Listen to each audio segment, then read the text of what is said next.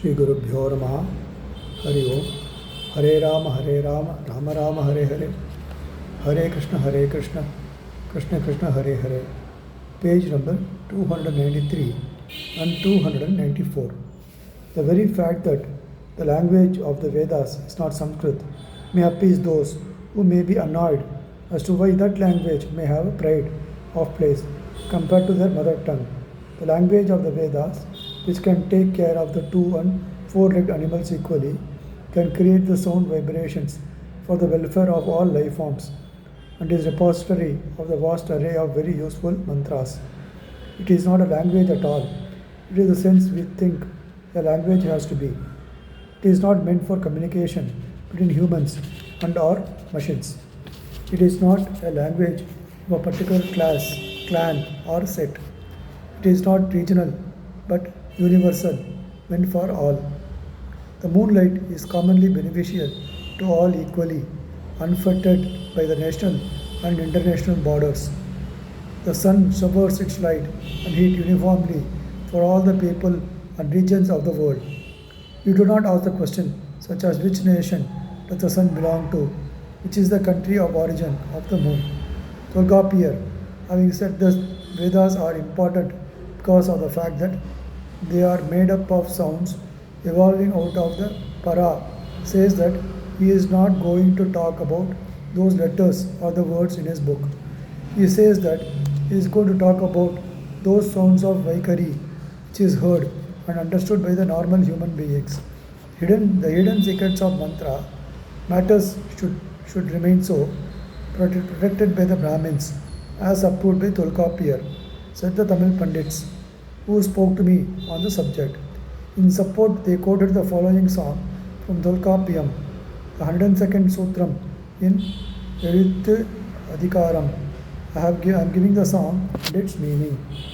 எல்லா எழுத்தும் வெளிப்படக் கிளந்து சொல்லிய பள்ளி எழுந்தரு வள்ளியில் பிறப்பொடு வடிவெழு உணர்ச்சி வாரத்து உகத்தெழு வழியிசை அரில் தபநாடி அளவிற்கோடல் அந்தணர் மறைத்தே அஹ்வதின் நூலாவது எழுத்து புறத்திசைக்கும் மெய்த்தெறி வழிவிசை அரபு நுவன்றிசினே. Carefully follow the meaning now, given here within, pleased. You can quote this to anyone in the world. Eli எழுத்தும், all உயிர்மெய், vowels and consonants, letters. வெளிப்பட கிளந்து, emanating from all already explained. சொல்லிய பள்ளி, in earlier mentioned 8 places of origin such as throat, head, heart, teeth, lips, tongue, nose and upper palate. எழுத்து தரு வள்ளியில், due to the udata originating at the mooladhara. Pirappodu, with the birth of parai, para, pasyanti and madhyama sounds. Viduvadi, while talking about the emergence of the sounds. Virchi Bharat, as a breath of udana affects those parts of the body differently.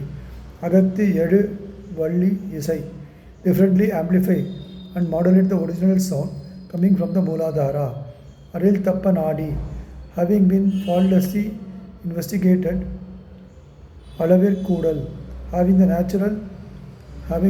natural modifications of Eduttal, Paduttal, Nalindal, Vilangal respectively, corresponding with Udatam, Anudam, Smritam and Prasyam intonations.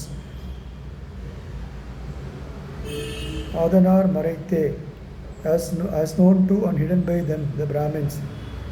Ahud Ivan Nuvalade, instead of talking about those things here, Erunda Pratisaikum Mei Teri Valli Isai, the sound that emerges from the throat for having others, it is that sound of Vaikari, that Alabu Nuvarise is that Vaikari. Those characteristics are I am concerned in this book of grammar talking about. By the above statement, we gather that all the sounds originate from the Mooladhara, lower tip of the spinal cord, and that the sounds are generated by the portion of the breath known as Udata, and that they are classified as Para, Kashyanti, Madhyama, and Vaikari.